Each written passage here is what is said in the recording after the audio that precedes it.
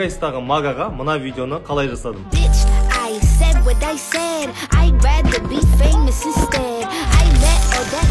Қазір сіздерге айтып беремін. Ең алдымен біз Магамен кездесіп видеоны iPhone 14 Pro камерасына түсірдік. Одан кейін видеоны блендерға лақтырып, оған спецэффекттерді жасауды бастадым.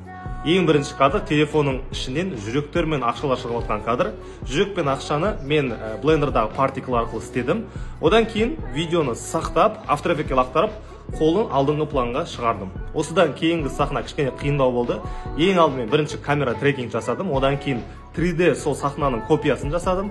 Одан кейін сол жерге 3D коробкаларды төбеден құлаттым. Және бір коробкаге ашылатын анимация істеу керек болды. Оны да істедік. Және оның ішіне біз биткоин тиындардың 3D модельдерімен толтырдық. Және оның шығып жатқан монтажын да істедік. Одан кейін ең соңғы сахна негізі ең қиын болды.